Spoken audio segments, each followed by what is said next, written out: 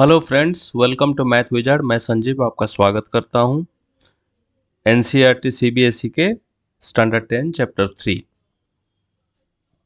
Pair of linear equations in two variables. आज 7 part में से पार्ट 3 पढ़ेंगे, possible outcomes of a pair of equations. चलिए शुरू करते हैं। पॉसिबल आउटकम क्या क्या हो सकते हैं?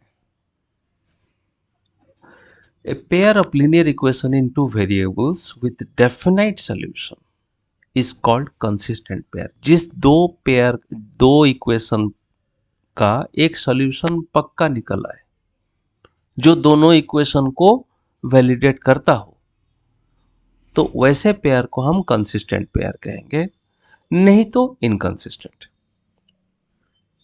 और जहां एक से ज्यादा सॉल्यूशन है, जो पॉपुलरली कहते हैं हम इनफाइनाइटली मैनी सॉल्यूशंस, वैसे सिचुएशन में we will call it dependent pair of equation. लेकिन यहाँ एक याद रखने वाली चीज है, हॉट्स लेवल 3 का है। Remember that dependent pair is also a part of consistency. Consistent pair का एक पार्ट है डिपेंडेंट, आइदर यूनिक है और इनफाइनाइटली मेनी है, but as though they do have solution one और more, they are considered to be consistent, right. चलिए फिर दूसरा देखते हैं क्या है। Without calculating, actually, without solving the equations, we can visualize and say the type of solution it would have by only seeing the ratios of corresponding coefficients। कौन से दो इक्वेशन जो स्टैंडर्ड फॉर्मेट में कैसे दिखेंगे? ax plus B Y plus C equals to 0 and P X plus Q Y plus R equals to 0। ये दोनों format में अगर जो कॉरस्पॉन्डिंग कोफिशिएंट है, कॉरस्पॉन्डिंग मीन्स x का कोफिशिएंट दोनों इक्वेशन में, y का कोफिशिएंट दोनों इक्वेशन में एंड कांस्टेंट कोफिशिएंट दोनों इक्वेशन में, इनका रेशियो का साथ में कुछ हम देखेंगे। अगर this equal to this, this doesn't equal to this, तो ऐसा सिचुएशन 3 अलग अलग बनेंगे, ठीक है। चलिए, relationship and coefficient with solution. पहला क्या सूरत बनेगा? x का कोफिशिएंट, x का कोफिशिएंट पहला इक्वेशन में a, दूसरा इक्वेशन में p। तो a by p is not equal to the coefficients of y, that is ratio of their coefficients b by q। अच्छा, ये अगर नॉट इक्वल टू है तो दूसरा सूरत क्या होना चाहिए? Logically should be equal to. Should be equal to 2 बार मैंने लिखा, क्यों? क्योंकि हमने पहला सिचुएशन में जैसे पहले हमने देखा कि a by P is not equal to b by Q है, हम c बाई आर की तरफ बढ़ेंगे नहीं, कांस्टेंट का कोफिशिएंट की तरफ हम बढ़ेंगे नहीं, या कांस्टेंट का रेशियो की तरफ हम नहीं बढ़ेंगे, यहां काम खत्म है। लेकिन अगर a by P is equal to b by Q है, तब हम थर्ड एलिमेंट को अंदर लेके आएंगे, and that is the ratio of the constant। Here is the ratio is c by r। तो either c by r equal to होना चाहिए या not equal to होना चाहिए। अब मेरा तीनों सूरत रेडी हो गया, तीनों एजम्पशंस रेडी हो गए। चौथा एजम्पशन मिलेगा नहीं आपको, ठीक है। पहले में ग्राफिकल या फिर आप कह सकते हो जियोमेट्रिक सॉल्यूशन कैसी बनेगी? When a by p is not equal to b by q, then it would be an intersecting line। This will have definitely intersecting somewhere in the graph paper, xy plane। Second में क्या होगा? In a situation where a by p equal to b by q and is equal to c by r, then it will be having coincident line। Both the equations are necessarily to be a part of a bigger line। एक ही line में दोनों रहेंगे। In the third case where c by r is not equal to the first two, then it will be parallel line. The equations will be represented graphically or geometrically and will never meet. अच्छा, ये तीन situation आ गए when we are talking with respect to geometric representation.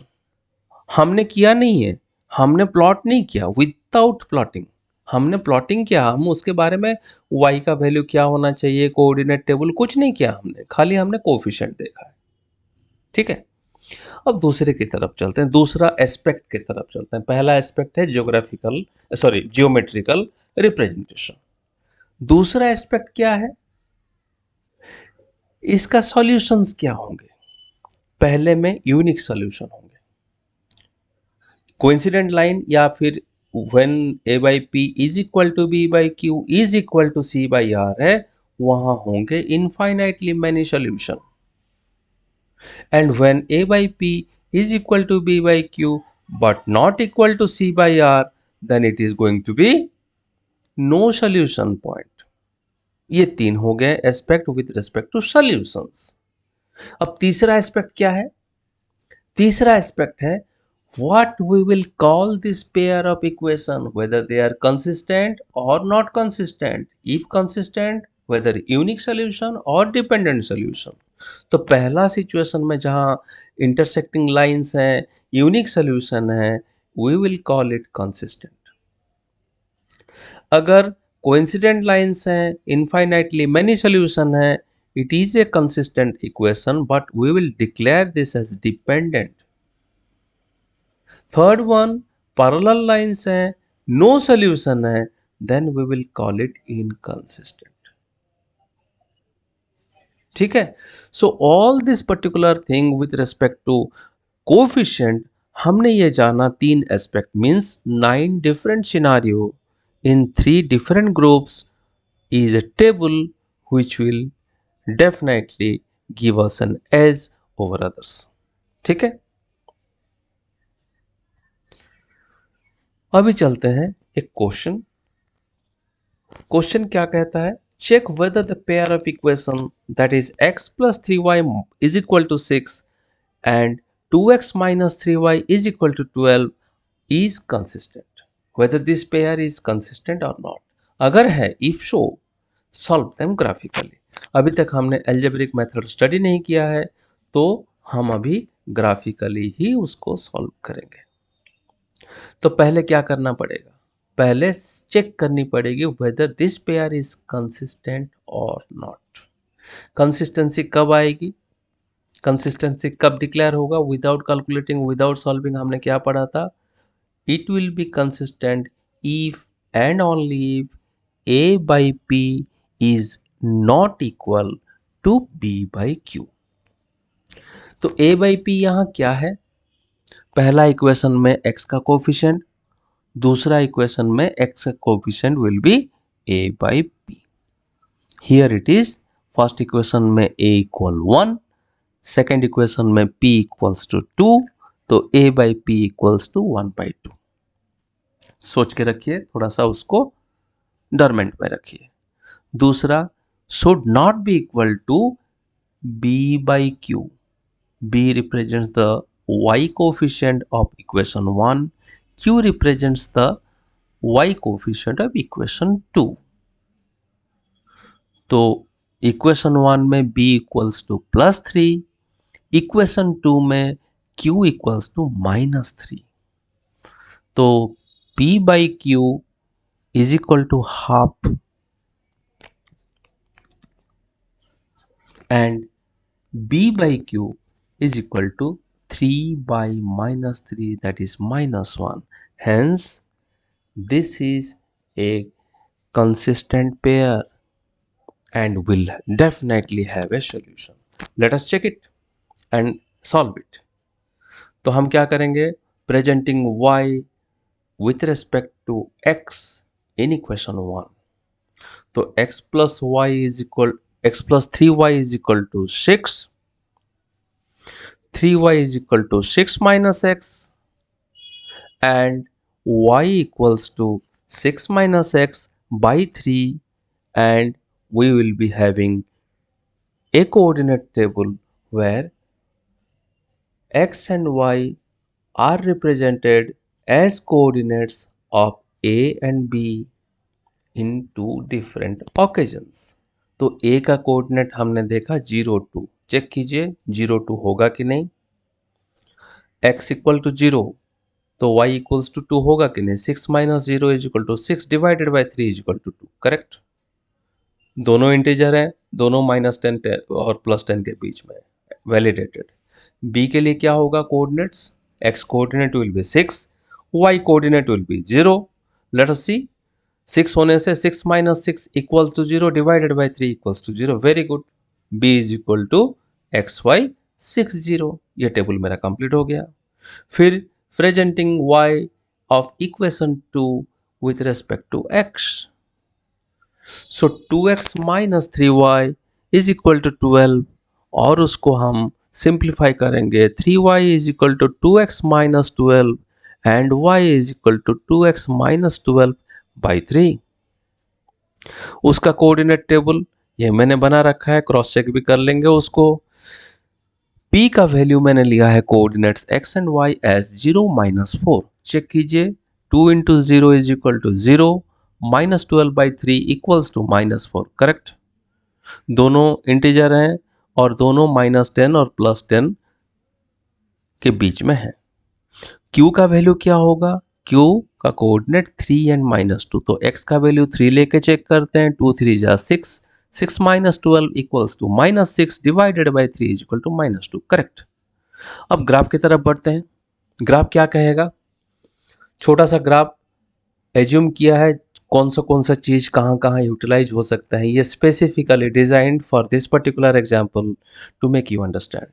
अभी देखिए, पहले equation 1 को plot करेंगे, ए बी पॉइंट, कोऑर्डिनेट क्या होगा ए का 0 2, बी का 6 0, कोऑर्डिनेट वर्कआउट करते हैं।